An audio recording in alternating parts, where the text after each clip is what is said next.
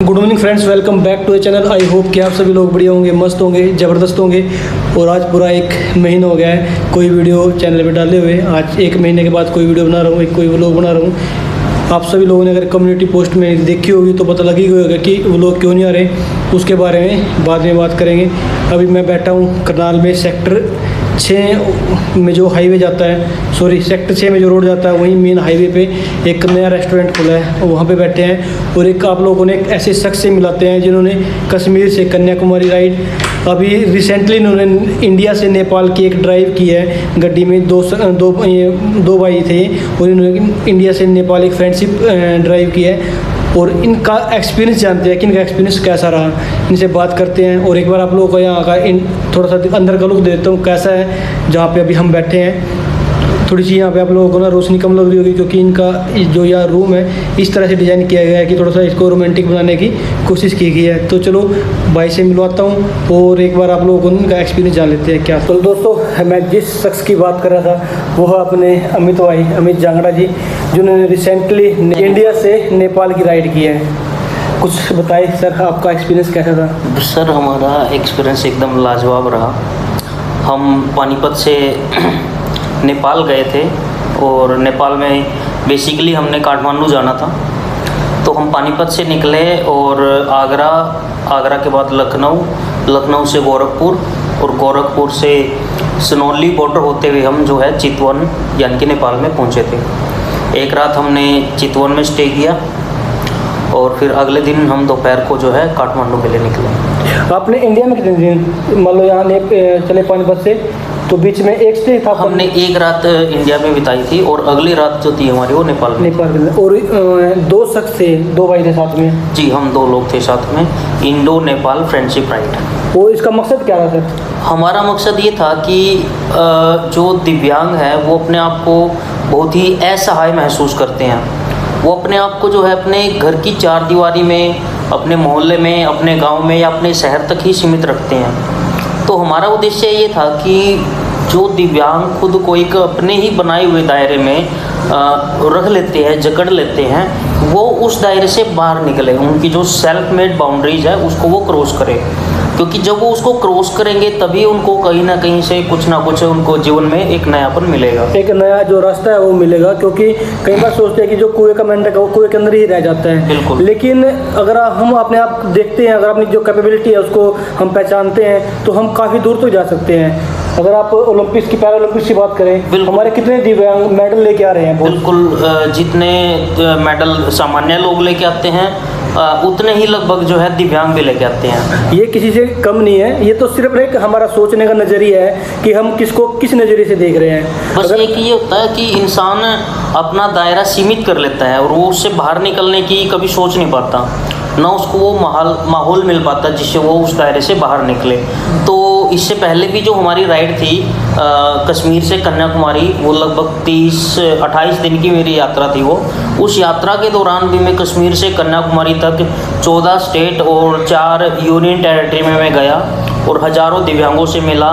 मैंने इस रास्ते में तकरीबन 100 के तकरीबन जो है अलग अलग लोकेशन पे सेमिनार रखे थे जहां हम दिव्यांगों से मिले और उनको समझाया कि वो जीवन में आगे बढ़े। और उसका परिणाम भी हमें मिला है कि मेरी कश्मीर से कन्याकुमारी यात्रा के बाद से दिल्ली के कुछ दिव्यांग संगठन, कुछ उत्तर प्रदेश के दिव्यांग संगठन, कुछ जो है राजस्थान के और कुछ मध्य प्रदेश के जो दिव्यांग साथी हैं, जो सक्षम साथी हैं, उन्होंने भी इसी प्रकार की यात्राएं करनी शुरू की है। अब अभी मैं जिक्र करूं, हमारे कुछ साथी हैं, सुनील मंगल जो कि LIC के एजेंट है लखनऊ से। तो मेरी मार्च में किताब पब्लिश हुई थी सफ़र हौसलों का, जो आधारित है मेरी कश्मीर से कन्याकुमारी तक की राइड पे। वो जैसे ही मेरी लॉन्च हुई उनका अगले दिन ही मेरे पास फ़ोन आया और उन्होंने किताब मंगवाई। किताब पढ़ने के बाद और किताब पढ़ने से पहले, जब किताब पढ़ने से पहले वो मुझसे बात कर रहे थे तो उनके मन में बहुत से सवाल थे कि अमित जी, आपने कैसे प्लान किया, आप कैसे कश्मीर गए, रास्ते में क्या क्या हुआ। तो मैंने सिंपल शब्दों में की बात कही कि आप एक बार किताब को पढ़िए, उसके बाद फिर मुझे बताना। तो उन्होंने किताब मंगवाई मेरी और उसके बाद उनका मेरे पास कोई फ़ोन नहीं आया। कि उन्होंने कुछ नहीं पूछा। उन्होंने तुरंत ये कहा कि अमित जी, मैं अपने ग्रुप के साथ लद्दाख जा रहा हूँ और मेरी इच्छा है और मेरा ग्रुप भी चाहता है कि आप हमारे साथ आओ। तो कहीं ना कहीं जो हमारी सोच थी, जो उद्देश्य हम लेके निकले थे कि हमने दिव्यांगों को प्रोत्साहित करना है, वो अपने दायरे से बाहर निकले। तो मुझे बड़ी खुशी हुई कि उन्होंने किताब पढ़ते ही मुझे ये कहा कि हम जा रहे हैं घूमने। कहीं ना कहीं जो आप एक उद्देश्य रखी दिव्यांगों को मोटिवेट किया जाए, हाँ। तो आप उसमें कहीं ना कहीं थोड़ा सा सफल हुए। हाँ, ये एक अच्छा साइन था हमारे लिए कि जब उन्होंने मुझे कहा कि हम जा रहे हैं, और वो 7 दिव्यांग 5 गाड़ियों में जो है लखनऊ से लद्दाख गए। 15 दिन का उनका टूर था और उन्होंने अलग अलग स्टेट में डिपार्टमेंट से मिले, वो पॉलिटिशियन से मिले, एक मुख्यमंत्री से मिले, गवर्नर से मिले। तो कहीं ना कहीं फिर जो है ना, दिव्यांगों की एक छवि भी उभर के आती है कि दिव्यांग जो अपने आप को असहाय महसूस करते हैं, उनकी ये छवि भी उभर के आती है कि दिव्यांग असहाय नहीं है, वो दुनिया को देख रहे हैं, वो अपने आप को एक्सप्लोर कर रहे हैं, वो लोगों से मिल रहे हैं, वो पहाड़ियों पे जा रहे हैं, वो बर्फ़ में जा रहे हैं। तो इससे उन दिव्यांगों का भी हौसला बढ़ता है जो अपने दायरे में कैद है। अमित भाई, मेरा तो मानना यह है कि आप किसी भी अंग से दिव्यांग नहीं हो सकते, आप सिर्फ अपनी सोच से दिव्यांग हो सकते हो। क्योंकि कई बार क्या है, हमारी सोच इतनी छोटी हो जाती है, एक बिल्कुल हट्टा कट्टा जो आदमी होता है वो इतनी गंदा सोच सकता है, ये वो आदमी सही मायने में एक दिव्यांग है।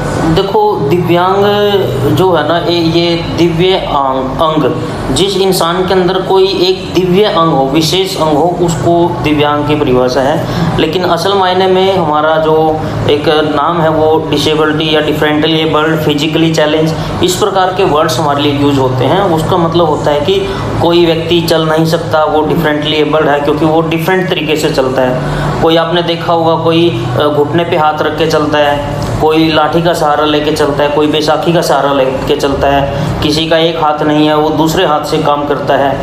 तो सीढ़ियों पे चढ़ने का तरीका अलग अलग होता है।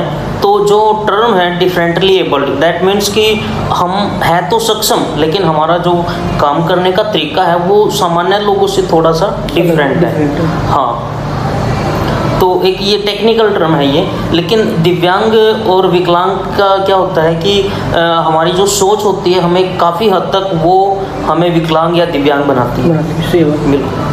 और अमित भाई की जो बुक का कहीं ना कहीं फ़ोटो भी आ रही होगी आपकी स्क्रीन पे, अगर आपको लोगों को अच्छी लगे तो आप ऑर्डर कर सकते हैं। हाँ बिल्कुल। वो ऑर्डर कहाँ से मंगवाया जाए? वो आप मुझे, मेरा व्हाट्सअप नंबर भी आप लोगों को मिलेगा, आप मुझे व्हाट्सएप पे मैसेज करना और अपना एड्रेस भेजना, और आपको जो है बाय कोरियर आपको पहुंचा दी जाएगी। चलो एक बार भाई अमित भाई की आप लोगों को मैं बाइक भी दिखाता हूँ बाहर चल के। अभी यहाँ चाय पीते हैं और उसके बाद चलते हैं बाहर की तरफ।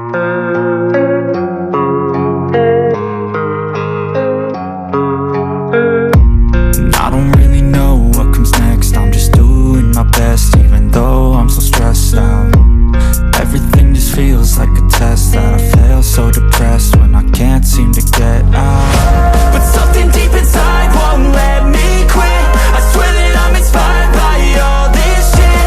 Tell me that I can and I won't. That's what guides me the most. Fuck your lies, I'll do what I want. ये भाई साहब यहाँ पे मिलेंगे आपको। और ये जैसे आप हाईवे से आते हो, यहाँ पे सेक्टर 6 वाला जो चौक है, उसको क्रॉस करके थोड़ा सा चलोगे तो साथ में है टिकट जाए थे, तो बात होगी थी, तो बात मिले। ठीक है अमित भाई, तो चलो आज की इस वीडियो को यहीं पे एंड करते हैं और मिलते हैं अपनी किसी नेक्स्ट वीडियो में। तब तक स्वस्थ रहो, मस्त रहो और जो ज़िंदगी में पाना है उसके लिए हार्ड वर्क करते रहो। जय हिंद।